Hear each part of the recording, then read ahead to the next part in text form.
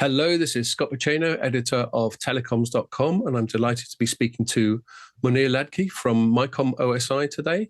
So, Mounir, we're going to be talking a little bit about artificial intelligence in the telecom space. Can I start by asking what the main challenges you think service providers are grappling with that they need artificial intelligence to help them with? Hi, Scott. Sure. I can see three major challenges that service providers are grappling with today. First is complexity. Networks are growing, both in terms of volumes of data they're carrying, but also in terms of the technologies that are used to underpin these networks.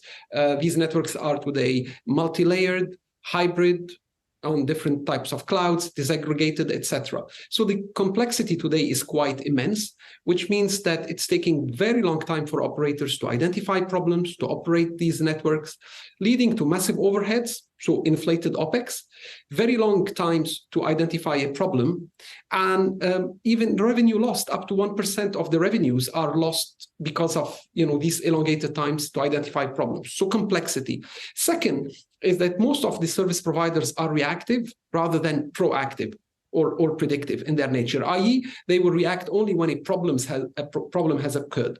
And what this means is, again, lots of overheads, lots of costs, not a good enough customer experience that can equal the customer experience offered in other industries. And third, inability to guarantee quality of service or SLAs that should really underpin the monetization models of most of the CSPs going forward. And the third problem is that most of the operators or the service providers today operate in a non-real-time environment, because when you massively rely on people, on humans in your network operations, you introduce a latency factor that is inherent to the human nature, that is incompatible with the real-time imperatives of the future use cases of, for example, a technology like 5G that is supposed to connect real-time processes in industries such as healthcare or manufacturing and so on and so forth. And therefore, that is a barrier, a big barrier to really the new use cases and the new monetization models that the industry has been talking about for some time. Okay, so that's a lot. And it's not a coincidence that MYCOM OSI has recently come up with something called AInsights that is designed to help them overcome some of those challenges you just described. So can you tell us a little bit more about that? Sure. We have been a long-standing provider of service assurance capabilities and solutions to service providers, helping them really to maintain their networks at peak performance, analyze all sorts of problems that happen at the network, and offer really an optimal experience to their customers. And right now, we are augmenting and enriching our portfolio with AInsights in order to abstract that complexity that I spoke about, and so use AI and ML technologies to really analyze the data, identify problems, even all the way to automatically remediating those problems. Second, we will help them to move from this reactive mode to predictive mode, again using artificial intelligence and by forecasting and predicting data and then detecting anomalies directly. And third, by automating the operations to move again from, on the one hand, from this non-real-time mode to real-time operations, and also reduce costs and complexity. So how we do that is that we are, I think, bringing four essential pillars that must be present to ensure the success of AI ML ventures, at least in our space. First and foremost is data. We know in the industry that 60% of AI projects fail because of lack of quality, consistent, normalized, reliable data. And we, as a long-standing service assurance platform, we are that data platform.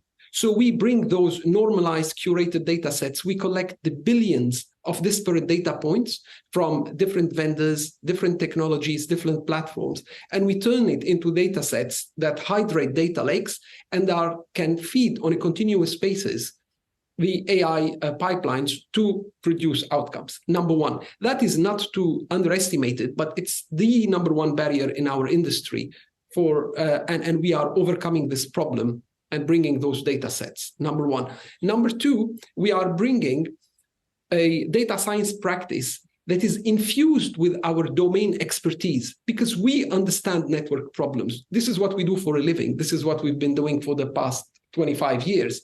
And we are injecting this into data science to come up with specific data models and specific solutions that address the requirements of the telecom operators.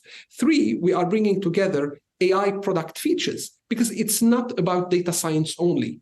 It's about delivering an AI product, in our case, for the sake of service assurance. So with capabilities like model lifecycle management, automatic training, identification of drifts and addressing those, so that at the end, you can always produce quality outcomes that are consistent, that are repeatable in time, and that are efficient, i.e. they reduce the cost for the operator. And finally, we are bringing a cloud-based platform and a set of applications to ensure that, and integrating this AI with, to ensure that at the end, we're not just providing insights, but we're turning them into actions through our various applications, performance management, fault management, automation engine, and so on and so forth. Thanks. That's really comprehensive. Just one more question about how you go about producing AI for service providers. Obviously, the sort of data sets, the large language models, the sources for AI can vary quite broadly. Can you tell us a little bit about how you customize that specifically for this group of customers? Yeah, absolutely. Our experience showed us that, in our space, to achieve the outcomes that we're aiming for, and with a certain level of accuracy, you need a lot of model training. It's up to a point where almost every single KPI and every single network element ideally requires a dedicated model. So here, when we're talking about the base case, we're talking about millions of models, not even tens. And I know that some people will be surprised with that. And we have developed an offer that allows to deploy, train, and infer models at extremely large scale, very efficiently. Now, it doesn't mean that for every time we will have to deploy those millions of models, but our solution can cater for that, and our offering can cater for that. But we are tailoring them. We have approaches to tailor this to smaller number of models, but they are highly, highly, highly customized for the CSP data and for the type of problems that we are trying to solve when it comes to network performance or quality of service optimization.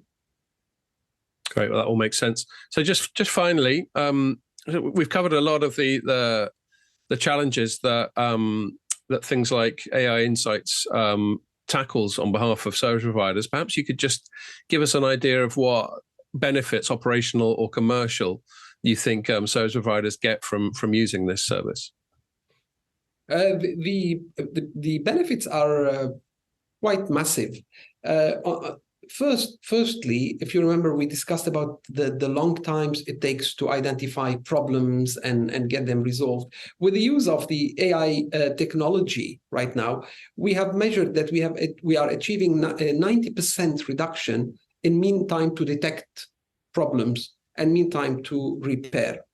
Second benefit is the massive reduction in the false positives and the alarms that are not actionable in the network.